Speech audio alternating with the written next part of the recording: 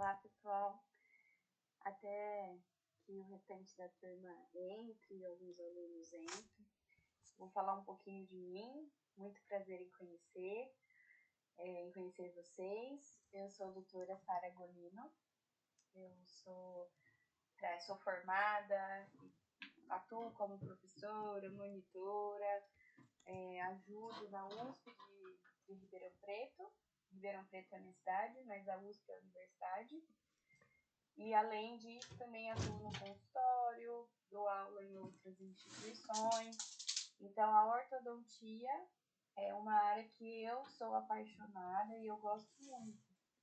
Então, espero passar um pouquinho do conhecimento que eu tenho para vocês, para fazer com que vocês entendam um pouquinho da área que eu sou apaixonada, que eu gosto, tá? Então, vocês já iniciaram o curso com as aulas do Dr. Alejandro. E agora, nesse mês de julho, as aulas serão ministradas por mim. Eu sou brasileira, eu não falo em português. Eu vou tentar falar bem devagar e bem pausadamente para que vocês entendam. Mas, se alguém tiver dificuldade ou se vocês acharem que eu estou falando muito rápido, podem mandar mensagem no chat ou abrir o microfone e pedir para eu repetir, que eu repito, que eu explico de novo. Os slides são em espanhol para facilitar e vocês também poderem compreender um pouco melhor, tá? Mas eu estou à disposição caso tenham algumas dúvidas. A aula de hoje é sobre o desenvolvimento da dentição. Então, é uma parte que pega desde quando a criança é desenvolvida, desde quando é neném, quando ela nasce, é um bebê, e depois vira uma criança, vira adolescente, e depois vira adulto. Então, é para explicar como que é o desenvolvimento da dentição em todas as etapas. Então, é uma aula com muita teoria, mas que é muito interessante, tá? Eu já vou começar a projeção de tela.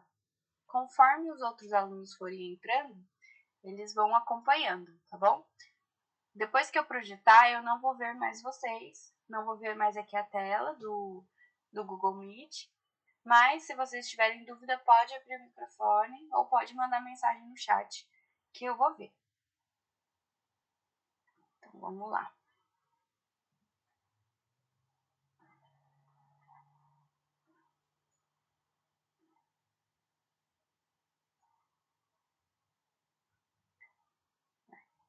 Acho que todos estão vendo. Imagino que todos estejam me ouvindo também.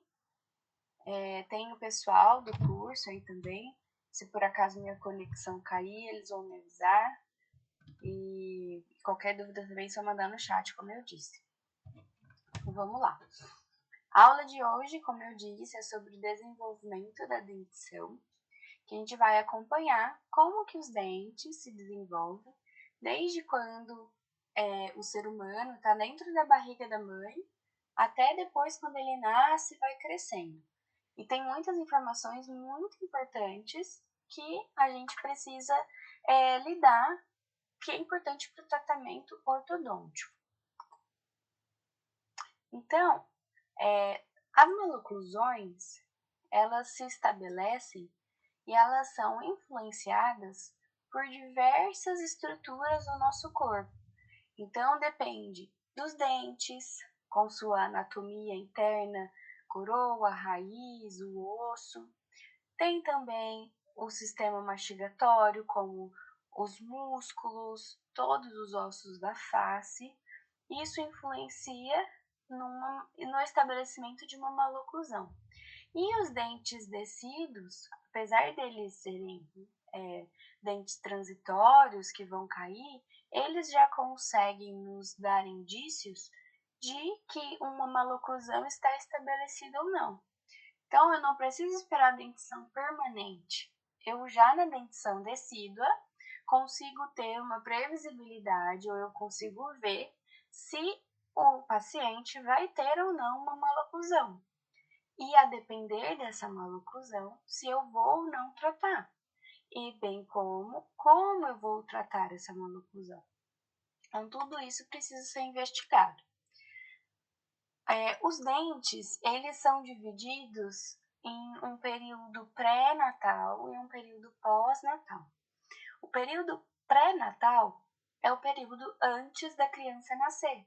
Então, é o período dentro da barriga da mãe. E já nessa idade, algumas coisas relacionadas aos dentes acontecem. E a gente vai ver. E depois nós temos o período pós-natal, que é o período depois que o ser humano nasce. E depois que ele nasce, tem a fase pré-dentária, ou seja, a fase dos rodetes gengivais, que é pré-dentária, ou seja, antes do rompimento dos dentes. E depois tem uma fase pós-dentária, que é uma fase depois que os dentes começam a nascer. E aí, depois que eles nascem, eles são classificados como dentição decídua, ou seja, os dentes decíduos, dentição mista, que é quando mistura os dentes decíduos com os dentes permanentes, e a dentição permanente propriamente dita, que é a dentição do adulto, depois que tem a troca completa dos dentes de leite pelos dentes permanentes, esse adulto vai seguir por esses dentes permanentes até o resto da vida, ou até eles começarem a cair mesmo por questões de idade. No período pré-natal, ou seja, no período antes da criança nascer, tem algumas características que são importantes comentar, como, por exemplo, o desenvolvimento dos dentes. O incisivo central ele vai ser desenvolvido lá na 14ª semana de gestação. Os primeiros molares na 15ª, incisivo lateral na 16ª, os caninos na 17ª semana e os molares na 18ª semana. Isso é legal porque, às vezes, a mãe passa por alguma situação na gravidez em uma dessas semanas e isso vai refletir no desenvolvimento do dente. Tá? Às vezes a mãe, por exemplo, fica muito doente na 17ª semana de gestação. Às vezes isso vai influenciar no desenvolvimento dos caninos, tá? Mas é só a título de curiosidade mesmo. Depois, no período pós-natal, ou seja, depois que a criança nasce, as fases são subdivididas entre a fase pré-dentária e a fase pós-dentária. A fase pré-dentária, como eu falei, é a fase antes do rompimento dos dentes. Então, é a fase que ainda está nos rodetes gengivais. Não tem dente na boca da criança. E algumas características são importantes de serem entendidas, porque se a gente entende o que é normal, se acontecer na nossa situação clínica ou até com algum parente, a gente sabe o que está certo ou o que está errado. E assim, essa fase de rodetes gengivais tem como característica pequena ou nenhuma sobressaliência alveolar. O que é isso? Nós observamos na boca da criança que não tem o alvéolo. Por quê? O alvéolo é o osso onde os dentes ficam. Se eu ainda não tenho dente, eu não tenho esse rebordo alveolar. Então, essa sobressaliência, que eu até brinco com, às vezes em aula, que é como se fosse a montanha de osso onde o dente fica. Como eu não tenho dente, eu não tenho essa montanha de osso, que é o rebordo alveolar. Também nessa idade, o palato ele é plano, então nós não observamos uma profundidade de palato, ele é plano. Além disso, a sutura palatina mediana ela está aberta e ela vai ficar aberta até mais ou menos uns 15 anos de idade. A sutura palatina mediana, o que é? É uma sutura óssea que está no centro da maxila. Porque nessa idade, a maxila é como se fosse, ao invés de um osso só, a maxila, uma estrutura inteira, ela é dividida em duas partes. Eu tenho um lado da maxila do lado direito e do lado esquerdo. E no centro, elas têm um corredor, como se fosse um corredor ósseo. O lado direito com o lado esquerdo ainda não se fusionou, ainda não se uniu para virar um osso só, para virar a estrutura única chamada maxila. Tem a porção do lado direito e do lado esquerdo que ainda não se uniu. Então, nesse corredor entre o lado direito e esquerdo da maxila é chamada de sutura palatina mediana. Só que depois, com o tempo, por volta dos 15 anos de idade, esse osso vai se unir, a porção direita com a porção esquerda. E assim vou ter uma unidade só de estrutura chamada maxila. Depois, nas próximas aulas, eu vou comentar muito sobre essa sutura palatina mediana, porque ela é importante para a gente. Alguns aparelhos só são instalados antes da fusão dessa sutura. Enquanto ela está aberta, é um indício que pode pôr o aparelho. Depois que ela fecha, não pode pôr esse aparelho. Então, por isso que é importante. Mas eu vou falar disso mais pra frente. Tem como característica essa fase também os rodetes gengivais. Eles estão em formas de U. Ou seja, como eu comentei, não tem a montanha de osso que fica o dente. Então, eu tenho só o rodete gengival, um pequeno abaulamento que é só de gengiva em forma de U. E existe o espaço mesial anterior nessa idade, que é um espaço muito importante. Esse espaço mesial anterior, que é esse espaço na porção anterior que faz com que o rodete superior não encoste com o rodete inferior. Então, ficam espaços. Vocês conseguem ver? Aqui é uma vista lateral, tá? O rodete superior e inferior, aqui na porção posterior, encosta. A hora que chega aqui na porção anterior, eles se afastam. Então, fica um espaço anterior. E esse espaço é chamado de espaço mesial anterior. Aqui uma vista clínica, né? São 2 pacientes, bebês. É muito difícil conseguir essa foto, inclusive, desse espaço mesial aqui. Então, o rodete ele encosta até mais ou menos aqui, depois ele abre. E alguém será? Vão pensando aí, por que vocês acham que existe esse espaço? Qual que seria a justificativa, né? Porque, assim, o corpo humano, quase tudo tem uma justificativa. A natureza humana, tudo às vezes tem um motivo para acontecer. E no caso desse espaço mesial anterior, a justificativa é porque o primeiro dentinho a nascer... deixa eu ver, acho que alguém mandou alguma coisa no chat.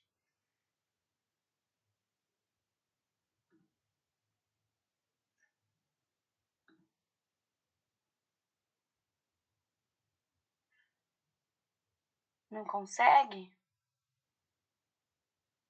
Vocês estão vendo os slides?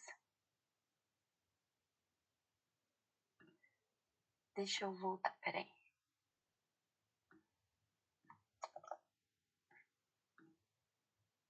Vou pôr de novo.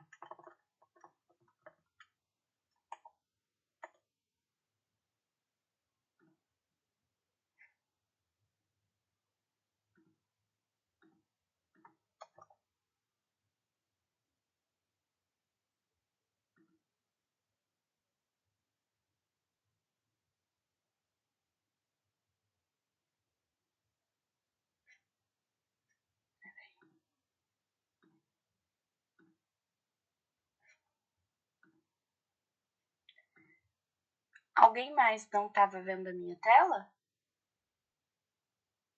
Ou vocês estavam conseguindo ver?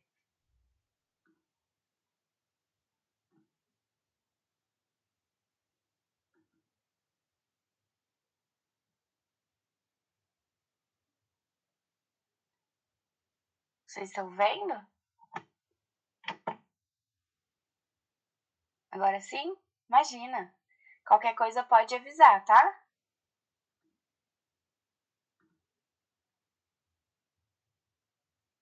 Vocês querem que volte? Vocês não viram nenhum slide? Ou só parou de transmitir?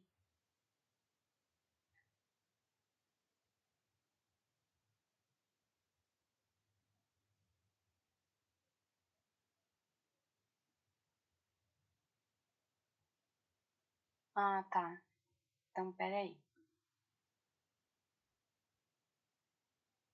Deixa eu voltar, então.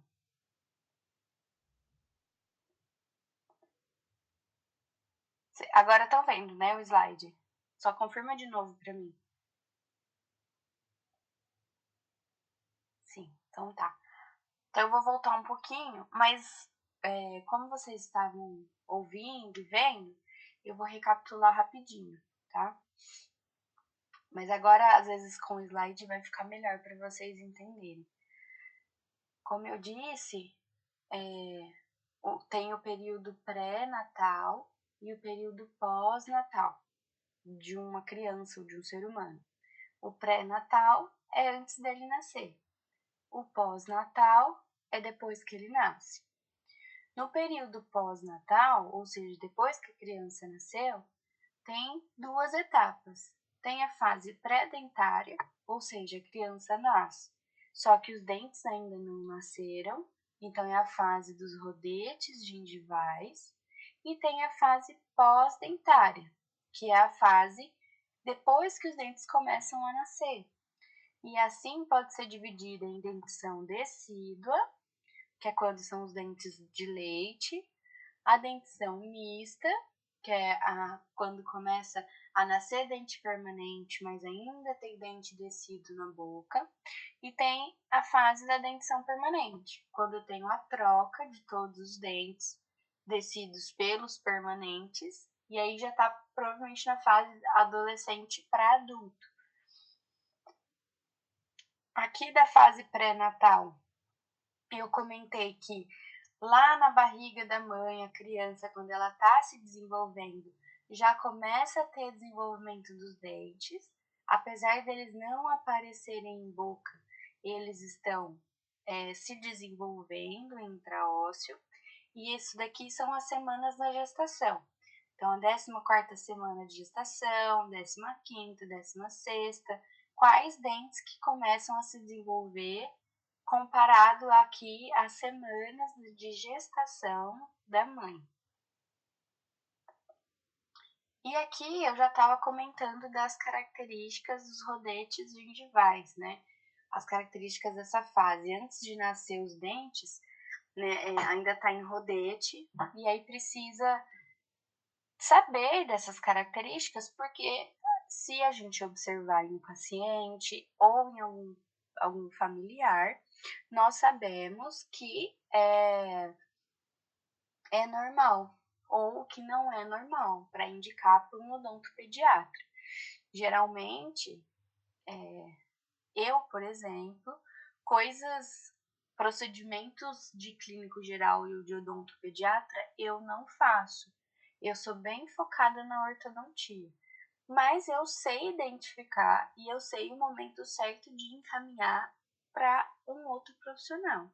E isso é muito importante, né? Ter essa relação essa boa relação com as outras áreas da odontologia, porque a gente cria um bom atendimento clínico para esse paciente. E essas são as características dos rodetes gengivais. Então, tem pequena ou nenhuma sobressalência alveolar, que foi o que eu comentei que nessa idade, como não tem dente, não tem o processo alveolar, o osso alveolar, que eu até brinquei que é como se fosse a montanha de osso onde o dente fica. Se eu não tenho dente, eu não tenho essa montanha de osso, que é o processo alveolar. O palato, ele é plano. Então, o palato de um neném, ele é mais achatado, ele é plano, não tem profundidade. A sutura palatina mediana, ela tá aberta até mais ou menos os 15 anos, que foi o que eu falei que a maxila ela é dividida em lado direito e lado esquerdo. Depois ela se une e fica um osso só. Mas até os 15 anos, mais ou menos, ela tem o lado direito e o lado esquerdo. E no centro tem como se fosse um corredor. Esse corredor que divide o lado direito e esquerdo, é chamado de sutura palatino-mediana.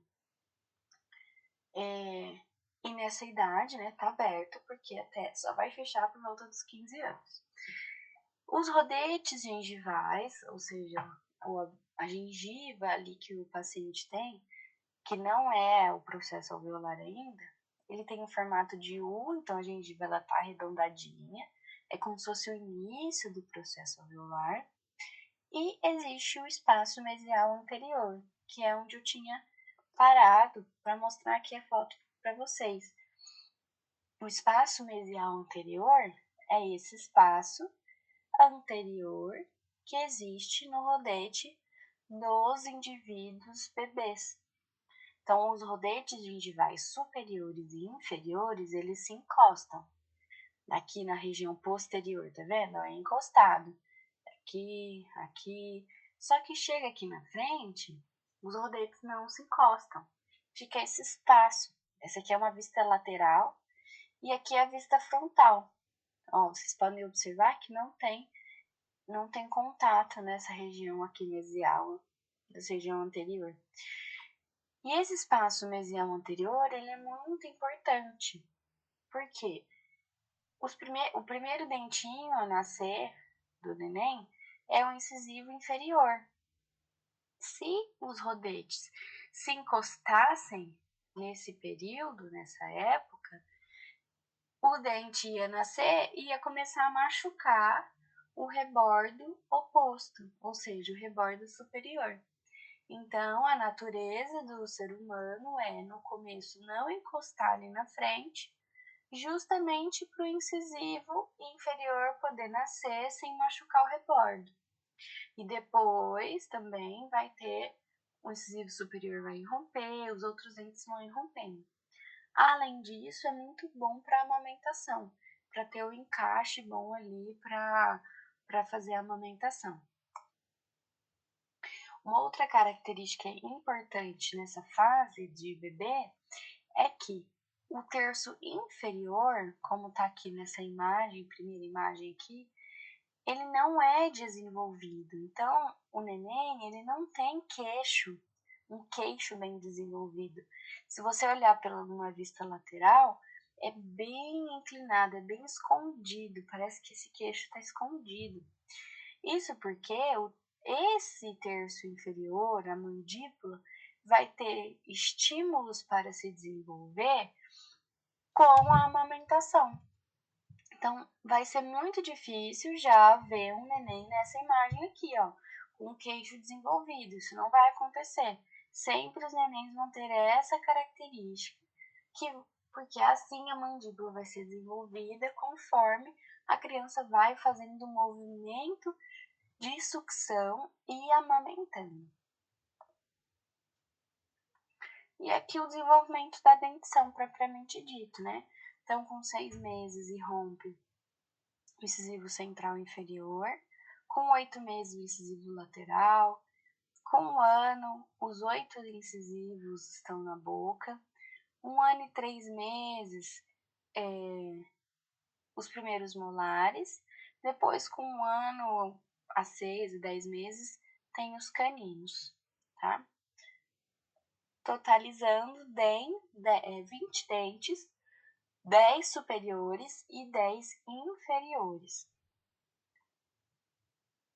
E aí nós passamos para a fase pós-dentária, que é quando começam a nascer os dentes. E aí o paciente sai da fase de rodete gengival e passa para a fase pós-dentária, com os dentes. E a primeira etapa é com a dentição decídua. Então, nós vamos falar dessa etapa aqui, ó, dentição decídua. Nessa dentição, eu tenho o processo que os dentes nascem. Mas tem 2 termos que são fáceis de confundir e que não são a mesma coisa. Então, eu vou repetir aqui para vocês terem em mente a diferença deles. O primeiro termo é erupção dentária. A erupção é todo o processo, todo o movimento dentário ou seja, desde quando o dente está lá dentro do osso e começa a caminhar sentido a boca, rasga a gengiva e vai nascendo até ocluir com seu antagonista. Então, todo esse processo é chamado de erupção dentária. E irrupção é somente o momento exato em que o dente perfura o tecido conjuntivo gengival e aparece na cavidade oral. Então, quando ele perfura a gengiva e dá para ver o dente, este é o momento que a gente fala que o dente irrompeu, ou seja, ele rompeu a barreira gengival e apareceu em boca. Mas é como se a irrupção fizesse parte do processo eruptivo. É uma parte de todo o processo. E todo esse processo é chamado de erupção dentária. Então é importante saber essa diferença. E aqui está uma cartilha, que eu acho que ela é bem prática para lembrar, que é o nascimento dos dentes. Mais importante do que exatamente qual mês que nasceu o dente é a cronologia. Então, tem pacientes que vão demorar mais, tem pacientes que vão demorar menos. Mas o importante é que os pacientes tenham essa sequência certa. Então, qual que é a sequência? Primeiro, os incisivos centrais inferiores, depois os incisivos centrais superiores, depois os incisivos laterais superiores e depois os incisivos laterais inferiores. Depois a gente pula os caninos e passamos para o primeiro molar. Então, o primeiro molar, superior e inferior, né, os 4. Volta a irromper o canino e, por fim, o segundo molar. E tem uma variação de tempo, geralmente de 4 a 14 meses é que nasce o incisivo central inferior. Tá vendo que pode variar muito? Às vezes um paciente nasce com 4, o outro paciente nasce com 10 meses. E os pais, os responsáveis, perguntam se isso é ruim ou se tá errado. E o que eu digo? Não tá errado. Pode acontecer de demorar, pode acontecer de vir antes. Só que o importante é manter essa sequência. Qual é o dente que vai nascer? Não o tempo que ele vai nascer. Então, o incisivo central superior é de 6 a 16, o lateral superior é de 8 a 18 meses, o lateral inferior é de 10 a 20 meses, depois os primeiros molares de 1 ano a 2 anos, que é de 12 a 24 meses, depois os caninos e, por fim, os segundos molares. E agora eu vou falar um pouquinho das características dessa dentição decídua, que é a dentição dos dentes de leite. Características gerais. Então, são 20 elementos, como eu comentei, 10 superiores e 10 inferiores. Os dentes anteriores superiores têm um diâmetro mesodistal maior que os inferiores. Ou seja, incisivos superiores são maiores que os incisivos inferiores, certo? Porém, quando eu falo da região posterior, é ao contrário. Na região posterior, os dentes inferiores têm um diâmetro mesodistal maior que os dentes superiores, tá? É uma comparação de todos os dentes descidos nesse momento. Só que eu estou comparando descidos superiores com os inferiores. É só lembrar que os incisivos centrais superiores são maiores. Então, eles são maiores que os inferiores. E na posterior é o invertido. O formato do arco. O ideal é ter um arco ovoide, ou seja, semicircular. É possível ver aqui, ó, tem parece que é uma parábola.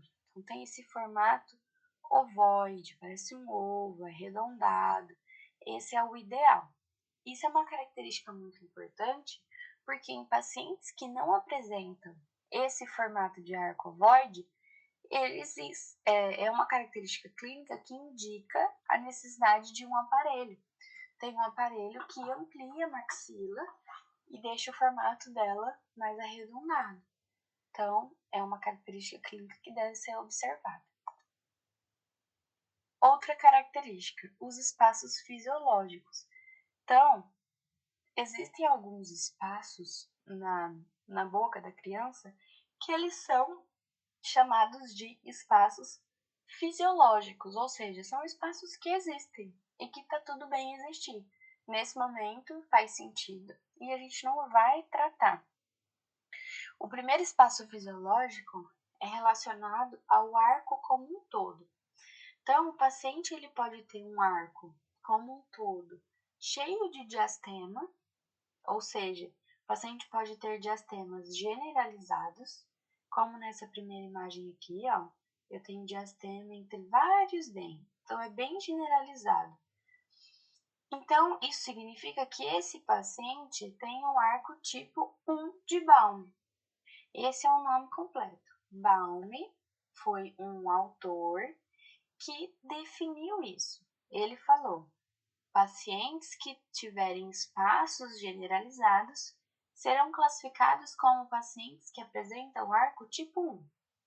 E aí, depois que ele criou isso, foi dado o nome dele para caracterizar isso. Então, arco tipo 1 de Baum é quando o paciente tem diastemas generalizados. Mas, se o paciente não tem diastema generalizado, ou seja, os dentinhos são todos justos um ao outro, são bem próximos, encostados. Então, esse paciente tem uma característica de arco tipo 2 de Baum.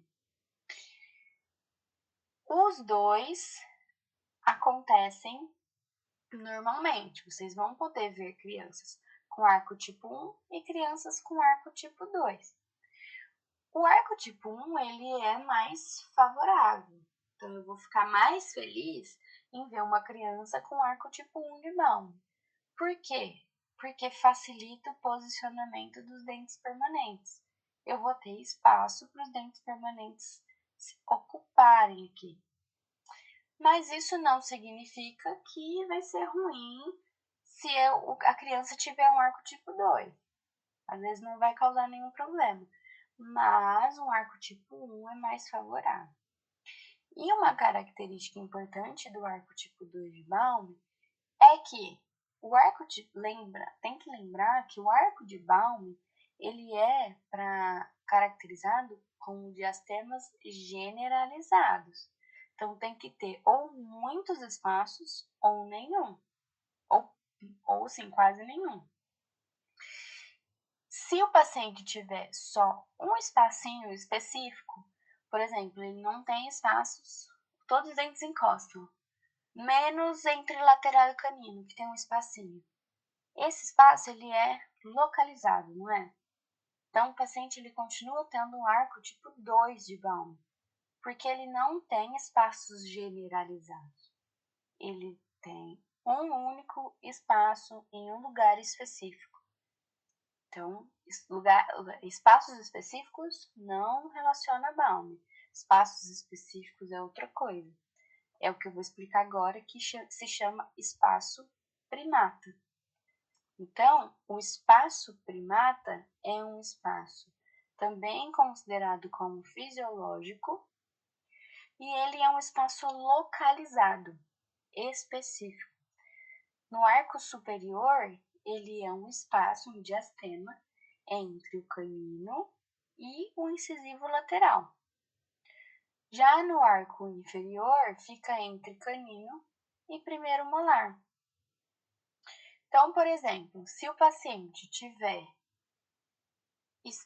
vários espaços entre todos os dentes, ele tem um arco tipo 1 de Baum. Se ele tem nenhum espaço, todos os dentes são muito próximos, ele tem um arco tipo 2 de Baum. Mas se ele tem quase todos os dentes com ponto de contato, só entre o lateral superior e o canino que tem o diastema, o resto não tem nada. Então, esse paciente, ele é arco tipo 2 de Baum, porque ele não tem espaços generalizados. Porém, ele tem um espaço primata, que é um espaço localizado entre canino e incisivo lateral. São muitas terminologias, mas basicamente, no dia a dia clínico, é só você observar se tem espaço ou não, tá? É mais tranquilo. Aqui eu tenho uma imagem que caracteriza bem. Ó, eu tenho os dentes descidos, que são esses dentes brancos. Em cinza são os dentes permanentes, que é como se eles estivessem dentro do osso. Então, a gente vai focar nos dentes brancos, que são os dentes descidos. O arco superior é esse daqui. Esse é o arco inferior. No arco superior, eu tenho espaço aqui, aqui, aqui, aqui e aqui. Então, eu tenho espaços generalizados. Isso significa que esse paciente no arco superior é um arco tipo 1 de Baum. No arco inferior, a mesma coisa, ó, espaço, espaço, espaço, espaço, vários espaços. Então, ele também é arco tipo 1 de Baum no arco inferior. E essas setas estão apontando locais específicos, como o espaço primata no arco superior, que fica entre lateral e canino, e o espaço primata inferior, que fica entre canino e primeiro molar. Então, esse paciente ele é arco tipo 1 de Baum e apresenta espaço primata superior e inferior, tá? Outras características. Em relação ao plano oclusal. O plano oclusal, na dentição descido, ele é bem horizontal, ele é bem reto. Então, é como se os descidos, eles estão bem verticais, eles estão bem em pé na base óssea. Eles não apresentam inclinações. Então, o plano ele é bem horizontal. Tanto que o paciente não tem nem curva de Spee, nem curva de Wilson. Então, o plano está bem reto, porque individualmente cada dente está bem vertical na base óssea. Eles não apresentam inclinações. Então, o dente ele não vai ter inclinação nem vestíbulo-lingual, nem mesio-distal. Ele está bem em pezinho. Com isso, como eu disse, ele não tem curva de Spee nem curva de Wilson.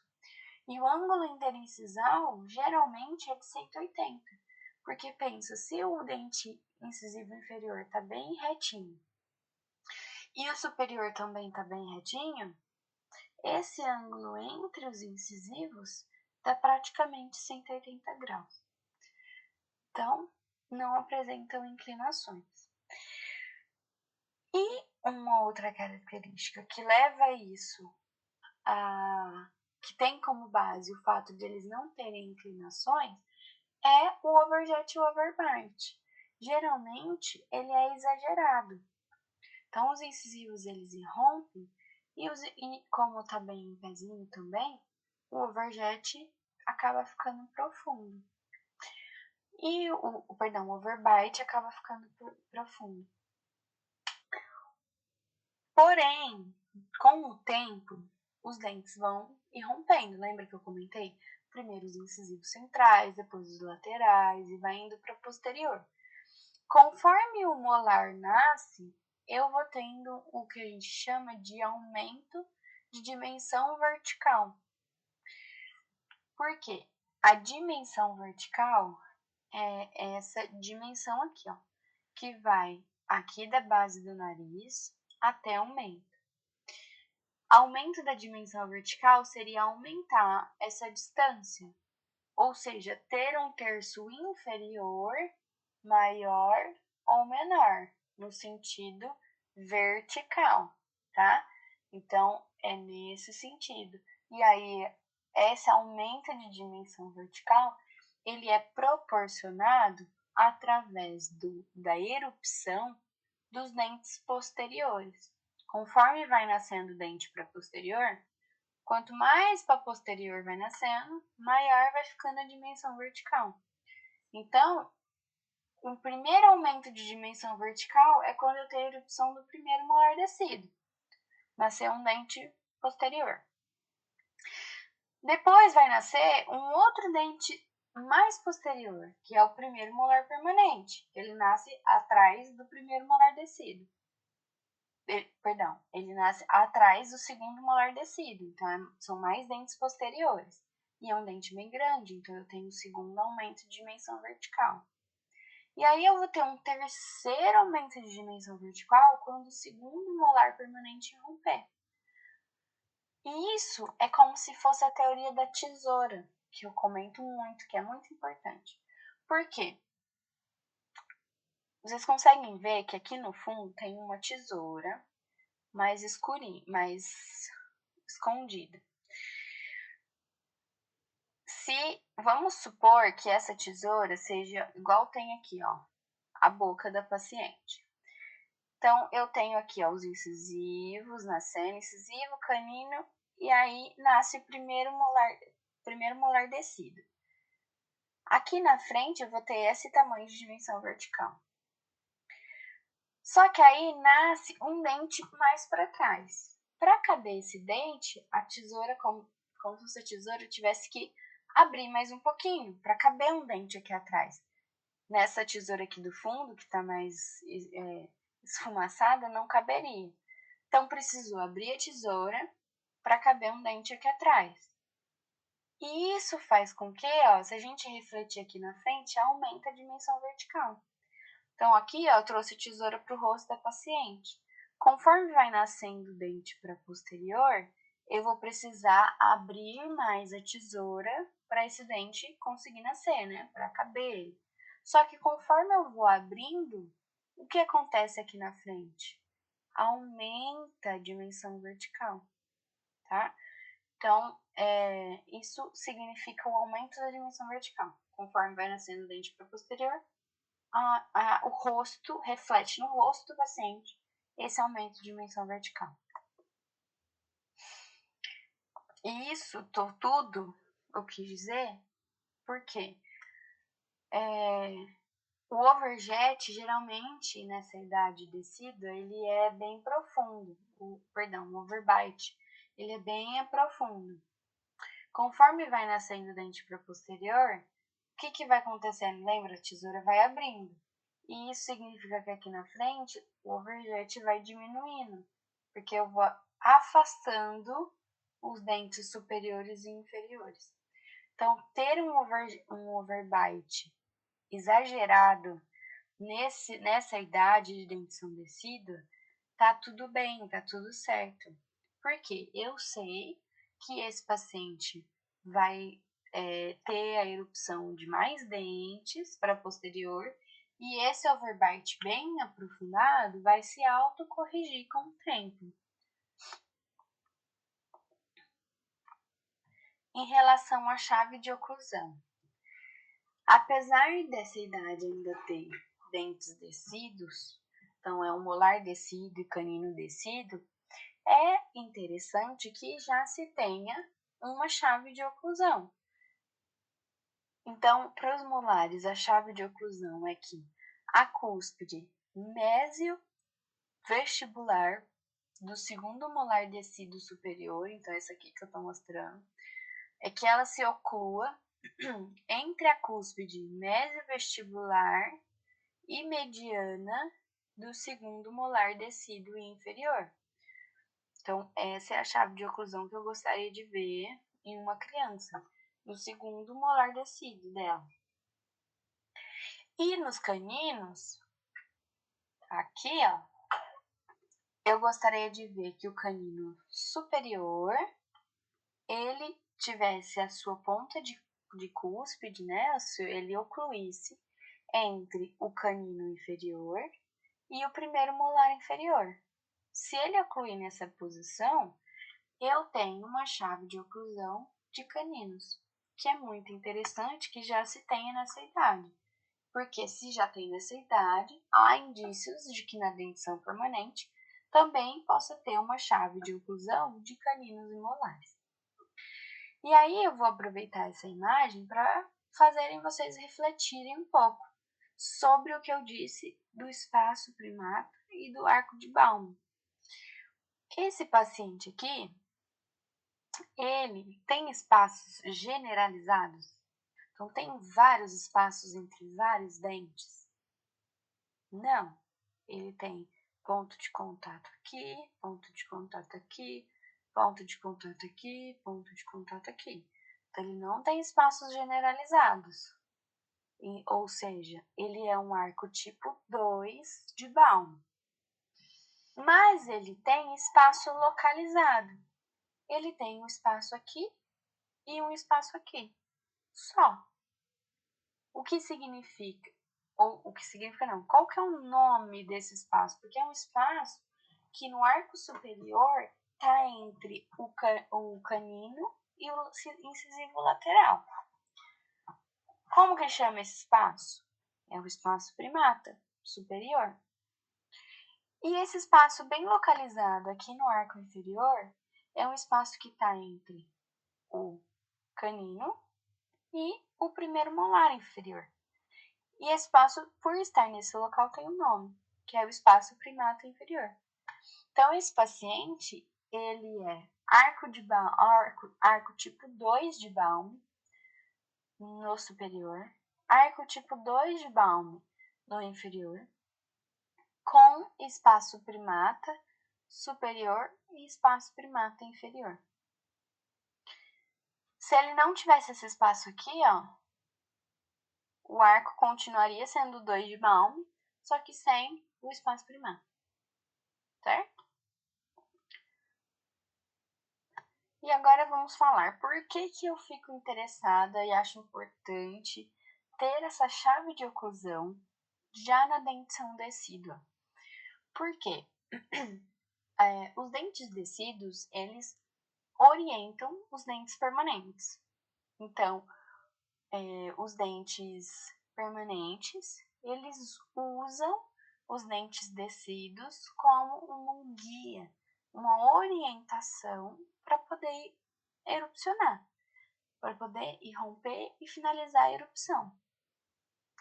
Por isso, se eu tiver dentes decíduos já em chave de oclusão, os dentes permanentes vão usar isso como guia e podem finalizar seu processo eruptivo também em chave de oclusão, o que é ótimo.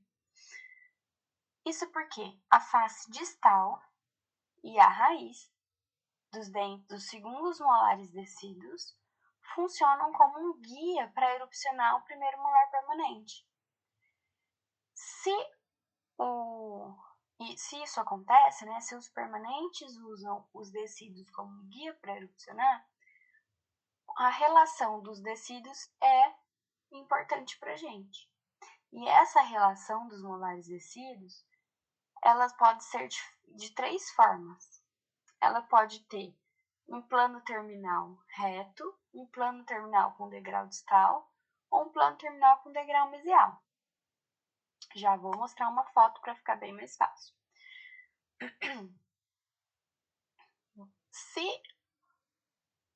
Se eu comentei, né? A face distal e a raiz dos decíduos que orientam.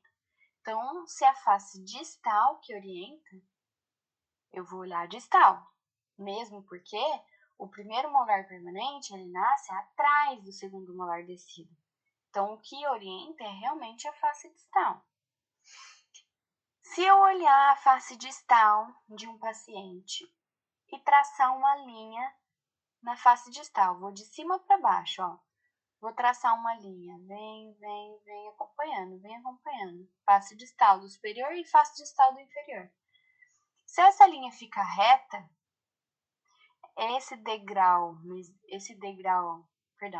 esse plano terminal é reto. Aqui, ó, reto.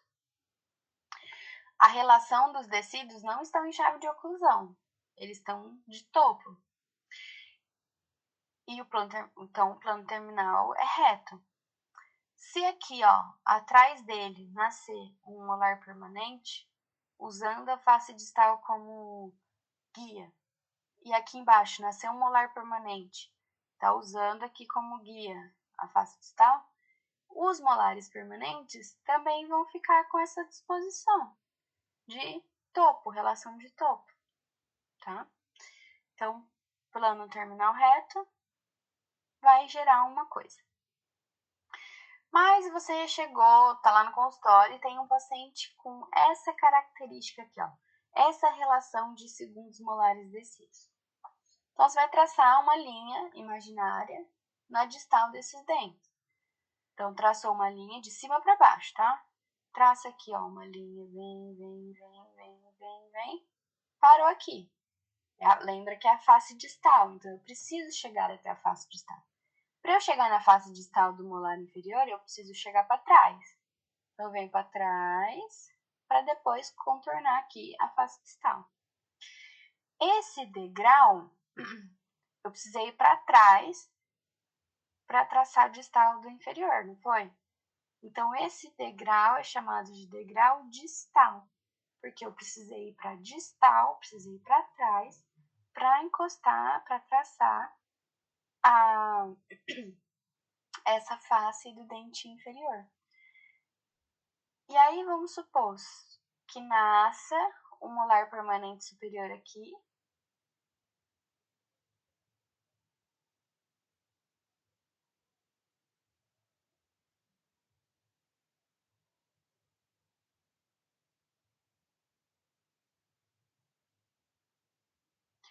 Então, degrau distal vai gerar uma possível relação de molares permanentes, que eu vou mostrar no próximo slide. E aqui nós temos uma outra situação, um outro paciente, que eu estou acompanhando a face distal superior, mas eu precisei vir para mesial para encostar essa face aqui do molar inferior. Então, esse plano terminal é chamado de degrau mesial, porque eu precisei vir para mesial para encostar aqui, ó, nessa face do dente. E aí, os molares permanentes vão nascer um aqui e outro aqui, e essa vai ser a possível relação de molares permanentes também. Por isso que é muito importante saber qual é a relação dos molares descidos, porque isso vai me causar uma previsão de como vai ser a relação dos molares permanentes. E nesse próximo quadro, nesse próximo slide, eu vou mostrar quais são as possíveis relações dos molares permanentes a partir da relação dos molares descidos. Então, aqui, ó, por exemplo, eu tenho essa relação de molar descidos. Então, eu tenho molares descidos com plano terminal com degrau distal, ó. Veio, precisou ir para distal, para depois descer. O degrau distal, ele pode gerar molares permanentes em classe 2. Se nada acontecer, por exemplo, o paciente não cresceu muito, não teve movimento dentário, não aconteceu nada, simplesmente por ser degrau distal, o molar permanente vai ser classe 2. Porque o molar permanente superior vai nascer aqui encostado nesse, e o inferior vai nascer aqui encostado nesse. Então, a relação vai ser de classe 2. Mas, se esse paciente tiver uma leve movimentação dentária, ele pode ser ou classe 2 ou até relação de topo. Vamos supor que aqui o inferior andou um pouquinho para frente, mesializou. Então, mas como é pouco, o máximo que chega é relação de topo a topo. E se um paciente tiver essa relação, mas é um paciente que cresceu muito, teve um bom crescimento anterior da mandíbula, né, cresceu para frente. Lembra que eu falei do neném, né, que começa bem para trás, depois vai crescendo? Então, se o paciente crescer muito, ele não vai ser classe 2, mas ele vai ser topo a topo.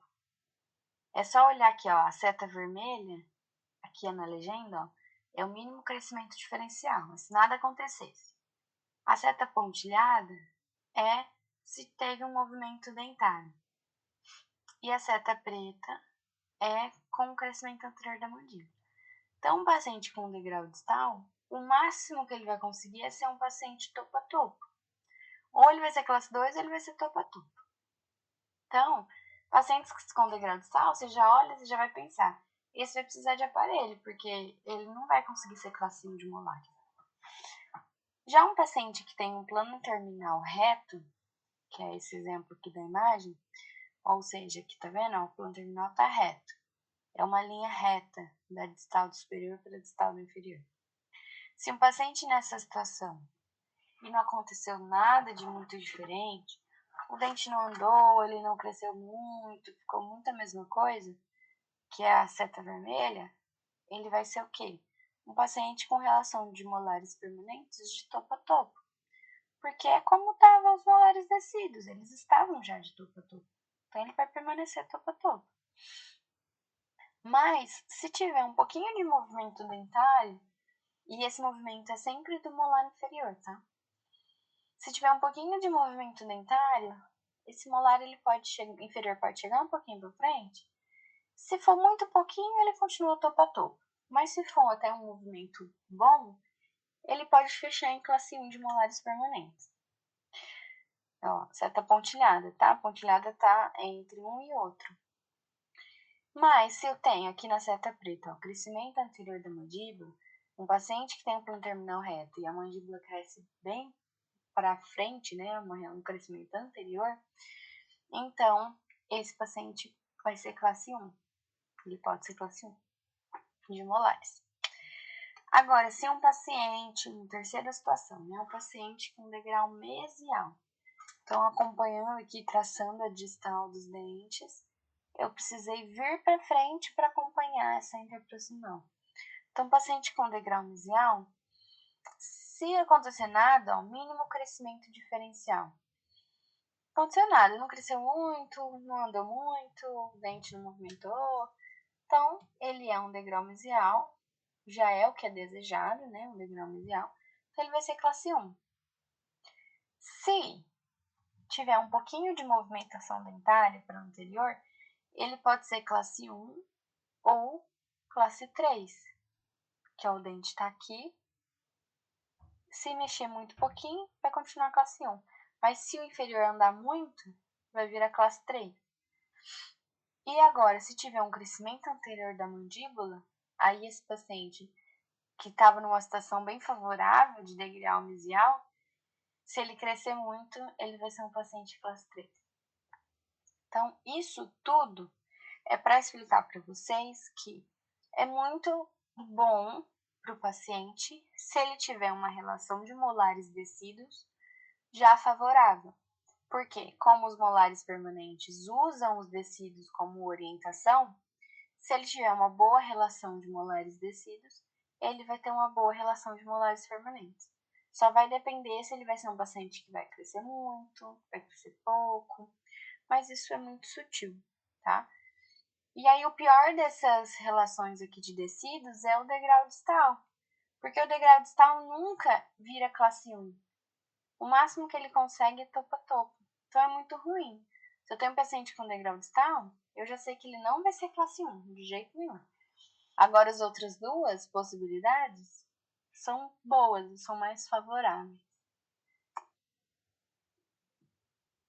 E aí tem um autor chamado Moyers, que ele afirma, ele fala do porquê que é importante ter essa relação de classe 1 já de cara. Então, já ter uma relação de classe 1 de descidos, e aí, por isso, já ter uma relação de classe 1 dos permanentes. Por que que isso é interessante? Por quê? Com a perda do segundo molar descido, ou com a perda dos outros dentes, eu posso usar qualquer outro espaço da boca para corrigir apinhamento, para corrigir o alinhamento dos dentes, para fazer qualquer outra coisa. Porque eu já sei que os molares estão em classe 1. Então, qualquer outro espaço que eu tenho na boca, eu posso usar para fazer qualquer outra coisa. Diferente de um paciente que, se ele não for classe 1, se ele não tiver essa característica de classe 1, eu vou precisar usar qualquer outro espaço da boca para corrigir esse molar. E aí fica menos espaço para, de repente, eu corrigir um incisivo que está girado, que está torto, um canino que não cabe. Então, a vantagem de ter uma relação de classe 1 já no começo é poder usar qualquer outro espaço que tenha na boca para alinhar e corrigir os dentes. Porque os molares eu já sei que eu não vou precisar consumir nenhum espaço, eles já estão em classe 1. Por exemplo, o espaço primata, o arco do Baum, o arco de Baum, ou o leeway space, que é um espaço que existe, que eu vou explicar mais pra frente pra vocês, tá? ATM, ó, já eu vou dar um intervalo, tá, pessoal? Vou só terminar essa parte da dentição decídua, que aí fecha o assunto e eu dou um intervalo, depois a gente continua com dentição mista e dentição permanente. A ATM, ela é localizada bem próximo ao plano oclusal. Então, aqui, ó, se vocês virem por proximidade, assim, a altura, né? A altura da ATM, do côndilo, que é onde fica a ATM, e a altura do plano oclusal tá bem próximo. Isso porque eu tenho um ramo pouco desenvolvido nessa idade. Mas com o tempo, esse ramo vai crescer. E ele vai crescer, e o côndilo vai estar aqui em cima e o plano oclusal aqui embaixo. Então, eu vou ter uma diferença, né? Uma altura diferente. Nessa idade, como o ramo, que é essa parte da mandíbula, ainda não cresceu, o côndilo está bem próximo. Isso não tem nenhum problema clínico, tá? É só para uma identificação, que nessa idade está bem próximo. E como está curto esse ramo, eu tenho uma maior inclinação com a base, ele está mais inclinado. Depois ele vai crescer bem e vai corrigir tudo isso. Pessoal, ficou alguma dúvida dessa parte? Nossa, deixa eu parar a projeção, porque senão vai ficar dando espelhado. Ficou alguma dúvida dessa parte, por enquanto? Tudo claro? Perfeito, então. Fico feliz. Vamos fazer um intervalo agora? Só para vocês beberem uma água, respirar um pouquinho. A gente faz um intervalo de 5 minutos, rapidinho mesmo. Depois eu continuo. Aí eu vou falar da dentição mista e da dentição permanente. Combinado? Então agora, bom, aqui são horários diferentes, né, no Brasil e aí, mas contem a partir de agora 5 minutinhos e a gente volta. Então, até já já.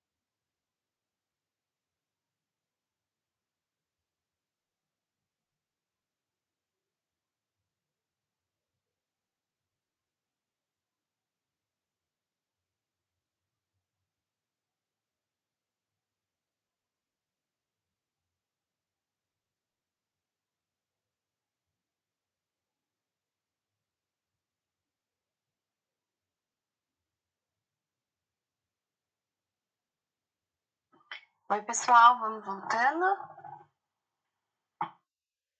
Tô abrindo aqui já a tela para projetar de volta para vocês.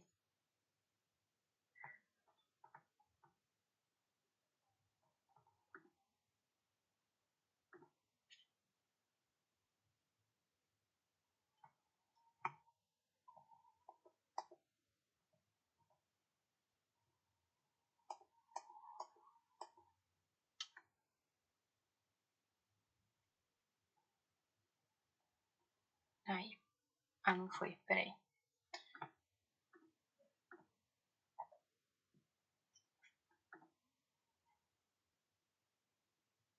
Agora acho que foi. Deixa eu abrir meu vídeo.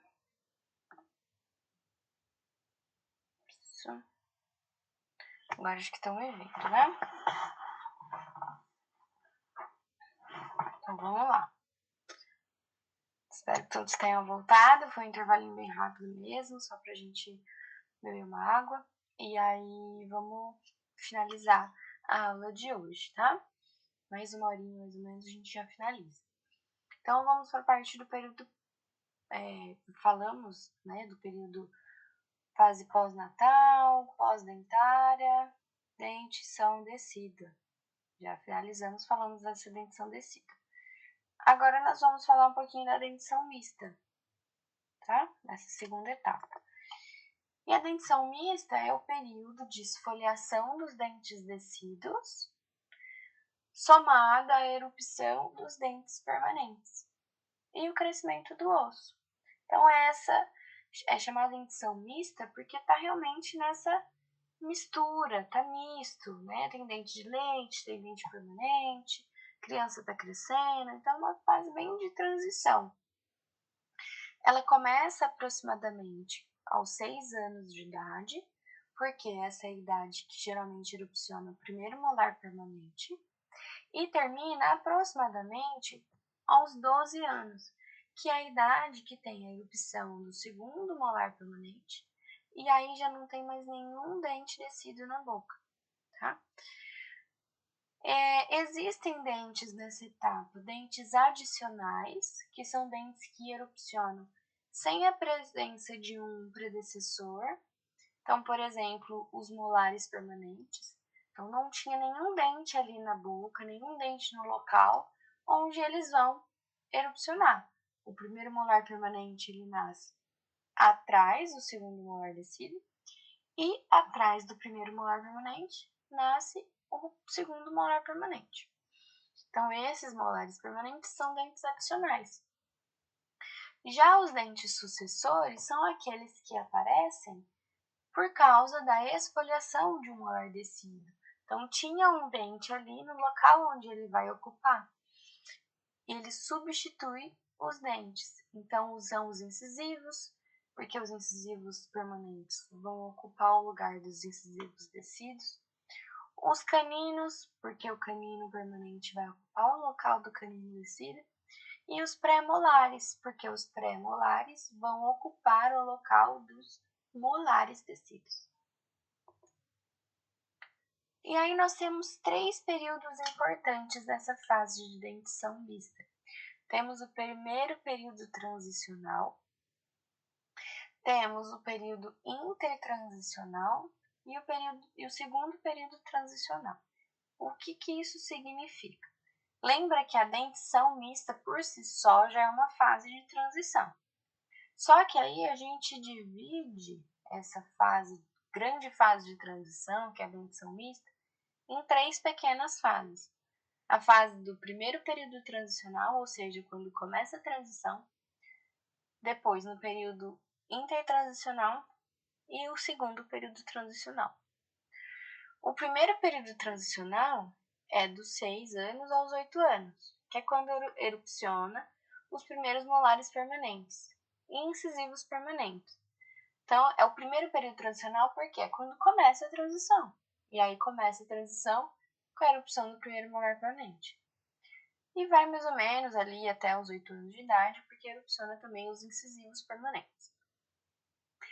Depois disso, então, depois que a criança chega nesse período, existe um período chamado de intertransicional, que é o seguinte: depois que nasce o primeiro molar permanente e o incisivo permanente,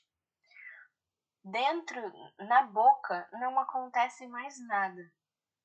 A criança fica por um tempo sem perder nenhum dente e sem nascer nenhum dente. Então ela fica meio que parece que está estagnada, parece que está parada.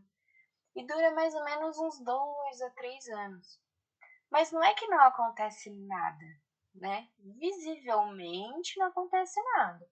Mas dentro do osso tem muita coisa acontecendo. Como, por exemplo, o crescimento facial e o crescimento, desenvolvimento das raízes dos dentes. Então fica um tempinho ali só crescendo osso e raiz, mas visivelmente na boca da criança não é visto nada. Depois que passa esse período intertransicional, a gente entra no segundo período transicional, que é a segunda parte, para finalizar essa parte de transição, que é quando erupciona canino e premolar permanente.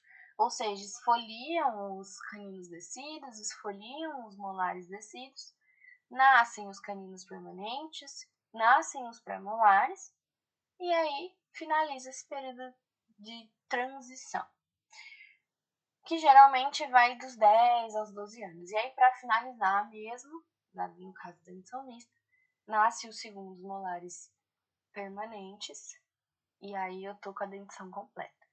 Mas o período de transição já acabou, porque eu já tenho só molares permanentes na boca, tá? Existe um processo nessa etapa, que é um processo de reabsorção radicular, ou seja, a risólise, que é um processo normal, que acontece e precisa acontecer, que se inicia dos 3 aos 4, uns 3 ou 4 anos antes que os dentes se esfoliem. Então, uns 3 anos antes do dente esfoliar, sua raiz já começa a ser reabsorvida, para ele conseguir efetivamente esfoliar. Então, precisa acontecer esse processo. E existem fatores que regulam a erupção, né, dos dentes permanentes. É questão hereditária, nutrição, ambiente, fatores sistêmicos, tudo isso influencia. Às vezes é do histórico da família, a avó, a mãe e o pai sempre foram pessoas que demoraram para o dente cair, provavelmente a criança também. Ou foram pessoas que os dentes permanentes demoravam ou tinham dificuldade de romper. Provavelmente essa criança também vai ter. Questão nutricional. Mora numa cidade que tem o costume de comer coisas muito duras. Vai ter um processo diferente de uma criança que mora numa cidade que tem o costume de comer coisas muito mais cozidas e macias. Tudo isso influencia. Ou até questões sistêmicas. Fica doente, se tem às vezes alguma doença hereditária, alguma doença ao nascer, né? Alguma doença congênita que fala. Isso tudo influencia. E regula, perdão. E tem alguns fatores que eles vão influenciar a erupção. São 2. A calcificação dentária e a sequência de erupção. Por que que isso interfere? Porque conforme o dente vai se calcificando, o dente permanente, conforme ele vai se calcificando, ele vai tendo mais força para romper. Quanto mais calcifica, mais rápido ele nasce. E a sequência de erupção também influencia porque deve obedecer à sequência certa. Se foge da sequência correta, pode ter problema e atrasar a erupção. Vou falar um pouquinho de cada um desses 2 fatores que influenciam. Então, a calcificação dentária. Como eu disse, quanto maior o grau de calcificação dentária dos molares permanentes, mais rápido ele erupciona.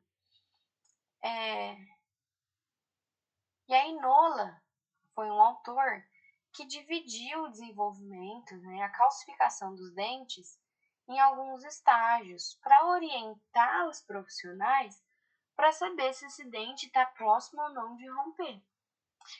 E aí, quando o dente, ele só inicia o processo eruptivo quando tem o início da formação de raiz. Então, dentre os estágios, que eu vou mostrar no próximo slide essa imagem maior, mas dentre os estágios, o dente, até começar a formação de raiz, ele não vai começar o processo eruptivo. Ele vai ficar quietinho, só crescendo, só se desenvolvendo. Depois, quando ele começa quando tem o início dos movimentos eruptivos, aí sim que ele vai começar quando tem o início da formação da raiz, é quando aí sim ele vai ter o início dos movimentos eruptivos. E aqui essa imagem maior, que dá para vocês verem, que Nola classificou os estágios em 10. Então, esses são os 10 estágios de Nola. E aí ele classificou da seguinte maneira. O estágio 0 é quando não tem nada. Não tem ausência de cripta óssea. De cripta, perdão. Então, eu nem sei se vai existir esse dente, porque não tem nada. O estágio 1, eu tenho a cripta. Então, eu tenho só um espaço no osso para esse dente começar a se desenvolver. No estágio 2, eu tenho uma calcificação inicial da coroa. Então, começa uma calcificação. No estágio 3, eu tenho 1/3 da coroa completa. No estágio 4, 2/3 da coroa completa. Estágio 5, coroa praticamente completa. No estágio 6, eu tenho coroa completa e o início da formação da raiz. E lembra que eu comentei que com o início da formação da raiz é quando inicia o processo eruptivo? Então aqui, ó, estágios mais importantes, o 6, coroa completa e início da formação da raiz, que é o início do movimento eruptivo. Depois do estágio 6, vai para o estágio 7, que eu tenho coroa completa e eu tenho 1/3 da raiz completa. O estágio 8, eu tenho 2/3 da raiz completa. No estágio 9, eu tenho a raiz praticamente completa, só que o ápice está aberto. E no estágio 10, eu tenho coroa completa, raiz completa e o ápice fechado. Comentei que o estágio 6 é um dos mais importantes. O estágio 2 também é um estágio muito importante, porque é o estágio de início de calcificação inicial.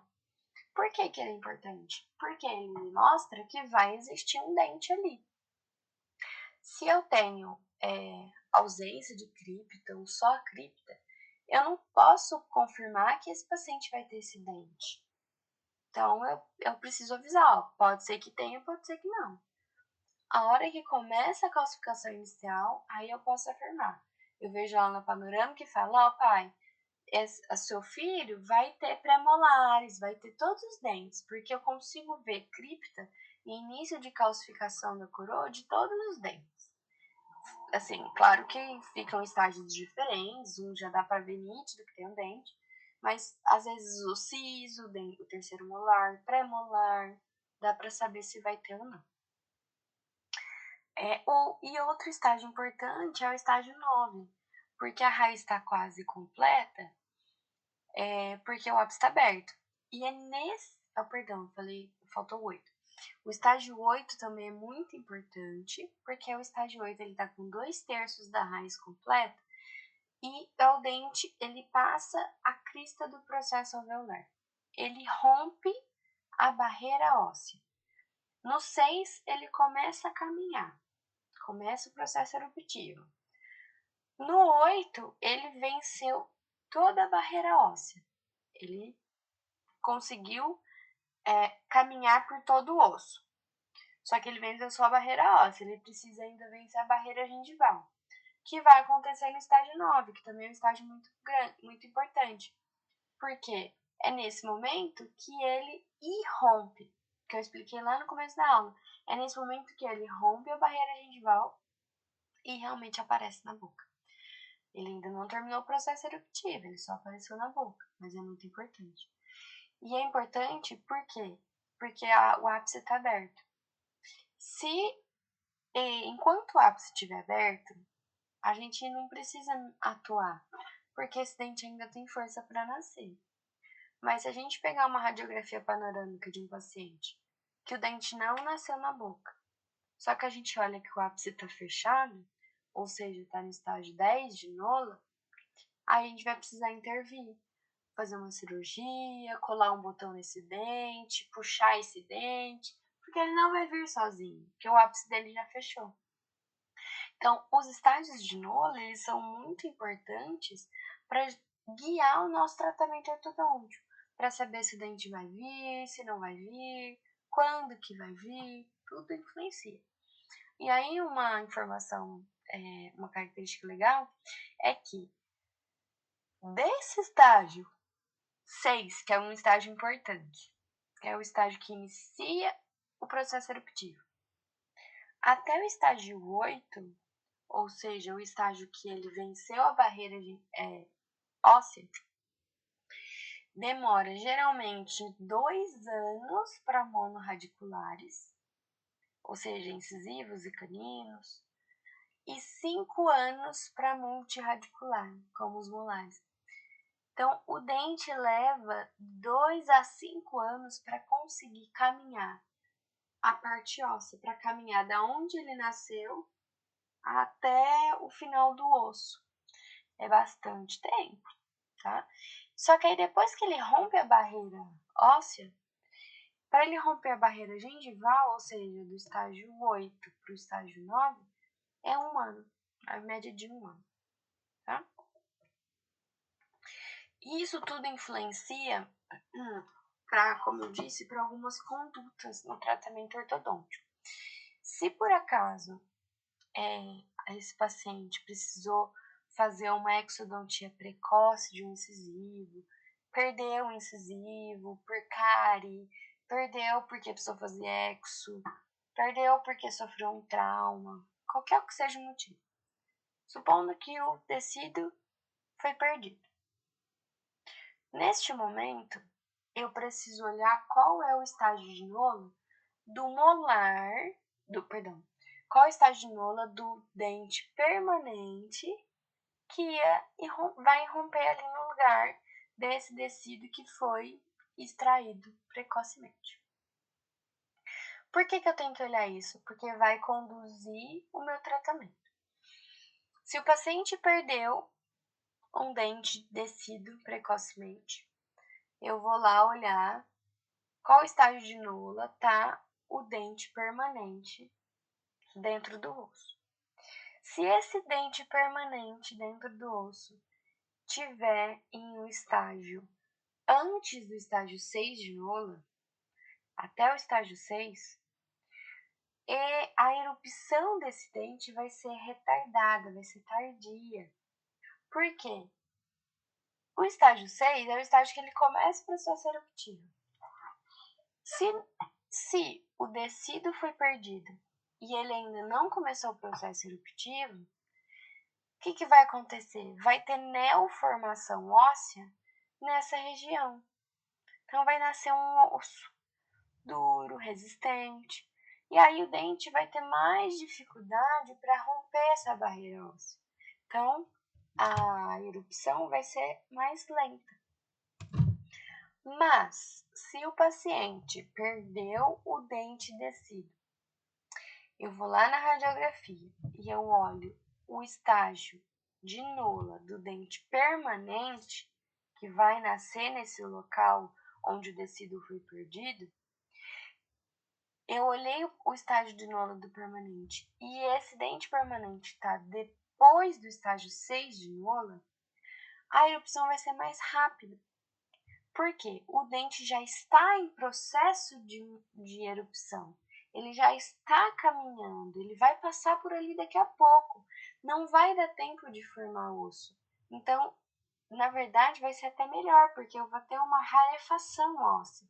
Era para ter um dente ali, eu não tenho nem mais o dente, eu não tenho nem barreira. Então vai ser mais rápido. E aí, eu vou dar uma aula, deixa eu ver se eu falei que não. Eu vou dar uma aula mais pra frente de mantenedores e recuperadores de espaço. Que eu vou falar exatamente nessa situação. Por quê? se o dente permanente vai demorar mais para nascer, esse espaço que ficou ali do molar descido eu não posso perder. Então eu preciso pôr um mantenedor de espaço para manter o espaço para o permanente nascer. Ele vai demorar mais, então eu preciso manter o espaço. Mas se ele já estiver depois do estágio 6 de Nola, ele vai ir mais rápido do que eu imaginava. Às vezes eu não preciso nem pôr nada, porque aí realmente eu sei que não vou perder esse espaço. Então já só dando um pouquinho umas coisas que eu vou dar mais pra frente, umas coisas sutis. Mas vamos continuar. Então lembra que eu falei que um dos fatores que interfere a erupção é a calcificação do dente, porque quanto mais calcificado o dente está, mais rápido ele erupciona. Mas existe um outro fator que é a sequência de erupção. A sequência, ela interfere na erupção desses dentes. E eu vou falar um pouquinho dela. Lembra que eu comentei com vocês do primeiro período transicional, do período intertransicional e do segundo período transicional? Que são os 3 períodos que subdividem a dentição mista. E aí aqui eu vou falar um pouquinho mais dele, é basicamente isso. Ó, aqui é uma imagem que eu tenho por volta, a criança, né, tem por volta dos 6 anos de idade. Em branco eu tenho os dentes que estão na boca, e mais escurinho aqui os dentes permanentes. Então, dentes tecidos e dentes permanentes em rosa.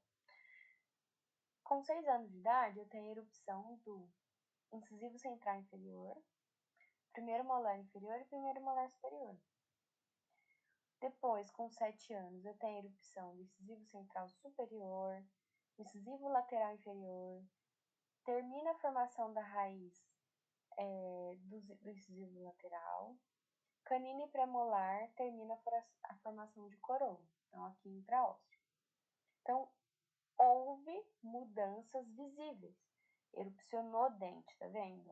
Erupcionou molar, erupcionou o incisivo central, erupcionou o incisivo lateral. Houve mudanças. Depois, vão ter 2 a 3 anos que não vai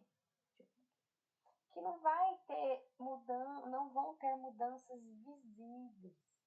Vão ter mudanças, mas não visíveis. Como, por exemplo, aqui, ó, o desenvolvimento das raízes de caninos premolares inferiores, metade da raiz do premolar superior, completa formação de raiz, então vai acontecendo mudança. Só depois desses 2 a 3 anos, tá aqui, ó, dos 7, 8, 9, 10, né, depois que teve essa mudança, aqui por volta dos 11, que eu vou ter de volta mudanças visíveis, como, por exemplo, a erupção do canino inferior, erupção do primeiro premolar inferior, erupção do primeiro premolar superior. Então, tem esse período de espera, é o período intertransicional. E aí aqui a gente já dá início ao segundo período transicional, que é quando eu tenho já de volta mudanças visíveis. Aí aos 12 anos eu finalizo essas mudanças visíveis, como por exemplo, a erupção de canino superior, segundo premolar superior e inferior, segundo os molares erupcionam por completo, todos os dentes, e já é possível ver se esse paciente vai ter o siso, se não vai ter, já vai carregando isso. E aí depois finaliza tudo, culmina, né? Finaliza a formação das raízes dos dentes restantes e se visualiza aos 15 anos os terceiros molares, que é o momento mais ou menos que já dá para ter uma ideia de quando vai tirar esses dentes, fazer extração, se vai fazer, se tem, tá? Mas às vezes, bem cedinho, por volta dos 12 até 10 anos, já dá para ter uma ideia se o paciente vai ter ou não. Porque aí eu vejo lá na região dos terceiros molares, aquele estágio de Nolo lá, o estágio 2, que é o início da formação, tem cripta e tem o início da formação, calcificação da coroa.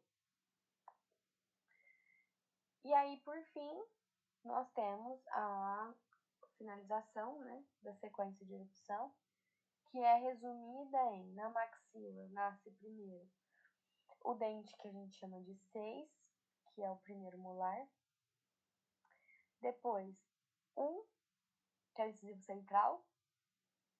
2, que é o incisivo lateral. Pulo canino. Vem o primeiro pré, o segundo pré, e aí que vem o canino. E depois nasce o segundo molar. Essa é a sequência de erupção na maxila, que é diferente da sequência de erupção na mandíbula, que é o molar permanente, ele realmente vem primeiro, depois incisivo central, incisivo lateral, canino, primeiro pré, segundo molar. Então aqui vai uma sequência mais de número, né, mais com sequência mais certa. E aqui na maxila, só o canino que ele demora um pouquinho mais. Os prés vêm antes do canino. E é muito importante obedecer isso. Muito, muito mesmo. Porque se não obedecer, vai ter problema depois. E vai precisar corrigir com aparelho ortodôntico. E aí algumas características da dentição mista. O primeiro molar permanente, como já foi dito, dos 5 aos 6 anos que ele nasce. Ele é guiado pela superfície distal do segundo molar descido, igual eu comentei lá, pelo plano terminal. Quando o superior irrompe antes do inferior, tem chance de ter uma mordida cruzada desses dentes, pela trajetória de erupção. Por quê? Geralmente, os dentes do molar inferior, ele nasce primeiro. E isso é bom porque o molar superior, quando ele nasce bem vestibularizado. Vocês estão vendo minha mão. Ele nasce bem vestibularizado, o superior. E aí depois, conforme ele vai nascendo, ele vai descendo. E a hora que ele encosta, o molar inferior tá aqui, ó. Ele vai vindo, vai descendo, e a hora que ele encosta no molar inferior, ele entende que ali é para ele parar e ele para. Então é importante que o inferior já esteja na boca quando o superior estiver erupcionando. Se por acaso inverter essa ordem e o molar superior nascer primeiro, ele vai vir pela vestibular, vai começar a descer,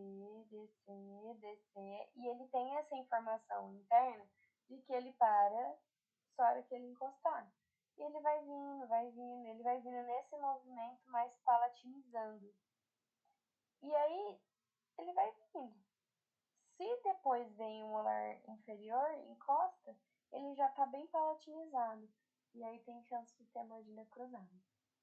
Então, se o paciente tiver, você recebe um paciente e vê que o molar superior já está irrompendo e o inferior não está, às vezes é importante já ter uma conduta para não deixar essa mordida cruzada. É nesse momento que eu tenho a formação da curva de Spee, da curva de Wilson, que lembra que como os dentes de leite descidos, eles estão bem verticais no osso, não tem curva de Spee de Wilson. Agora na dentição mista, que começa a ter os dentes permanentes, eles nascem com uma certa angulação. E aí tem a formação da curva de Spee e da curva de Wilson aos poucos, até finalizar mesmo com todos os dentes permanentes. Sobre os incisivos superiores, o central é aos 7 anos, o lateral aos 8, mais ou menos. Os incisivos permanentes erupcionam mais para vestibular em relação aos descidos. Então, eu tenho uma diminuição do ângulo interincisal e o aumento do perímetro do arco. Por que o aumento do perímetro do arco? Se eles nascem mais para vestibular, eu ganhei um pouquinho de espaço ali para caber eles. E o ângulo interincisal é porque, lembra que os dentes descidos e incisivos estavam bem retinhos? Os permanentes, eles nascem mais inclinados, sim. E se eu tenho dentes mais inclinados, esse ângulo aqui, ó, entre eles, entre os incisivos, é diminuído. Então, sai de incisivos nessa posição, mais verticais, para incisivos nessa posição. E aí, esse ângulo aqui diminui. E Da onde que o paciente acha espaço para erupcionar e romper os incisivos? Através do arco tipo de Balme, porque se tem diastemas generalizados, eu tenho espaço para nascer, e através do espaço primata, através dessa erupção mais para vestibular, que eu ganho um pouquinho de perímetro do arco, e através do crescimento transversal da maxila. Já os incisivos inferiores, a idade é bem semelhante, o central 6 anos e meio e o lateral 7 anos, e o espaço do rompimento é o mesmo. Arco tibial, o espaço primata, a erupção mais pré-vestibular e o crescimento do paciente. E aqui nós temos um ponto muito importante, que é a fase do patinho feio. Essa fase é uma fase que todos os pacientes passam, todos têm, e a gente precisa orientar. Porque é uma fase que os dentes ficam todos meio tortos, principalmente os incisivos aqui, ó. Incisivos ficam tortos, abre diastema, o paciente se sente mais feio. Mas a gente não vai atuar, não vai pôr aparelho e não vai mexer. Porque é só a fase do patinho feio. Não pode pôr aparelho, não pode mexer nessa fase do patinho feio. Porque essa fase tem autocorreção. Porque tem algo que acontece que justifica esses incisivos ficarem tortos e feios, mas depois se autocorrige, que é a justificativa, é o processo eruptivo dos caninos. Vou mostrar um vídeo aqui que dá para ver bem isso. Porque os caninos, eles estão bem altos lá no osso. E aí, os caninos, eles estão bem altos lá no osso, dentro do osso. E que eles vão fazer esse movimento de erupção, eles vão descendo, eles vão fazendo essa curva. Só que nesse momento, eles vão encostando na raiz dos incisivos. E os incisivos vão se desviando, vão tentando fugir e acabam entortando. Mas depois que o canino finaliza o processo eruptivo, ele deixa de encostar na raiz dos incisivos e aí tudo se autocorrige. Então, estou passando o vídeo de novo para mostrar que os incisivos estavam retos, né? Estavam bonitos, verticais. Os caninos estão lá dentro do osso, eles vão fazendo esse movimento, essa curva, esse caminho para nascer. Ele acaba trombando nas raízes dos permanentes incisivos, que vão se ajustando. Depois que o canino finaliza, volta os incisivos na sua posição normal. E os dentes, tá vendo? Voltam a ficar mais alinhados. Por isso que é importante, na fase do patinho feio, não fazer nada. Porque nós não vamos atrapalhar esse movimento eruptivo do canino. Vamos deixar ele natural. Deixa eu ver. Então, esse período aqui, ó, é transitório, tá? Depois, passa. Não vamos perder nada. E por fim, uma característica muito importante da dentição mista é o leeway space, que é o espaço que existe da diferença dos dentes de leite com os dentes permanentes. Qual que é a terminologia correta? É a somatória, é a diferença da somatória do diâmetro mesiodistal de caninos e molares descidos em relação à somatória dos caninos e pré-molares. Vou traduzir tudo isso. Em azul nós temos os dentes descidos e aqui em branco os dentes permanentes. Na região posterior, os dentes descidos, eles são maiores que os dentes permanentes. Então, se eu somar o mesiodistal do canino, o mesiodistal do primeiro molar e o mesiodistal do segundo molar descido, vai me dar um valor aqui, ó, essa distância aqui embaixo.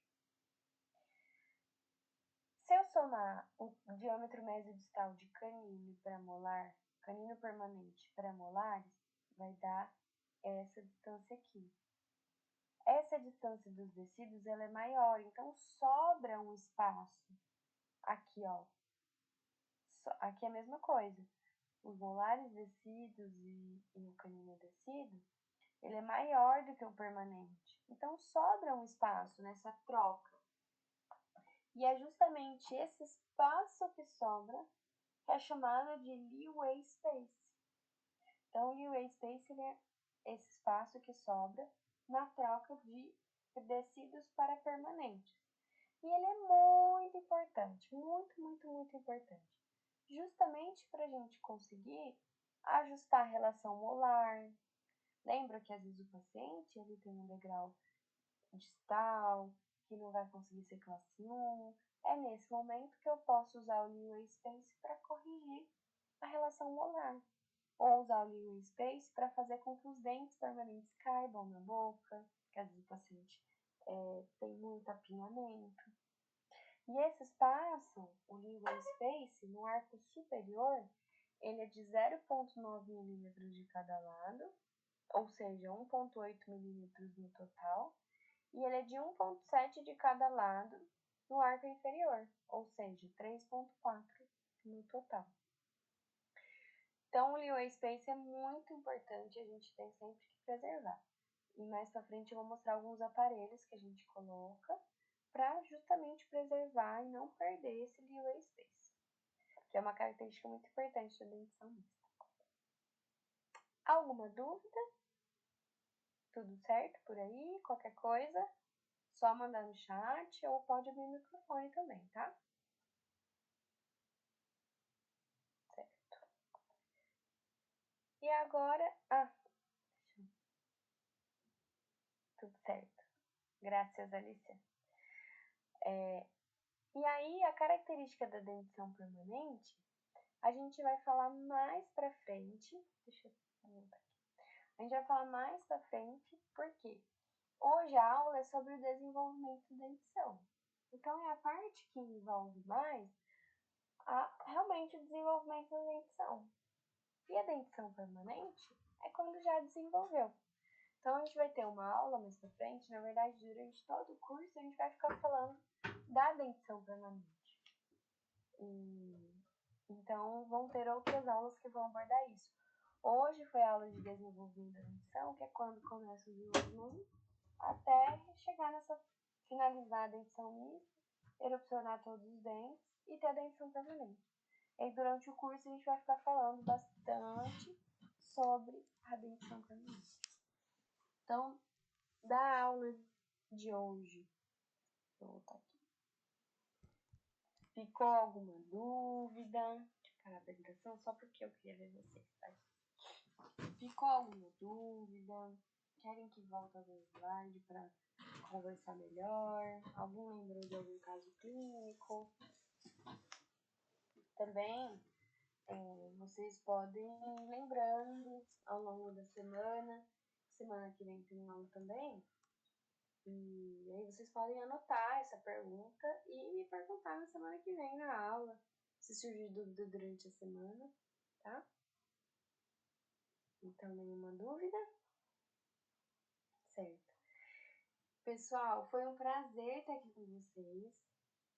Desculpa se eu falei rápido. Podem, por favor, me corrigir ou pedir para eu falar mais devagar, para vocês entenderem. Eu gostaria que vocês entendessem bem. Qualquer coisa é só me falar, eu vou falando mais devagar. E se tiverem alguma dúvida, podem anotar e perguntar para mim na próxima aula também. E espero que vocês tenham gostado da aula de hoje, certo?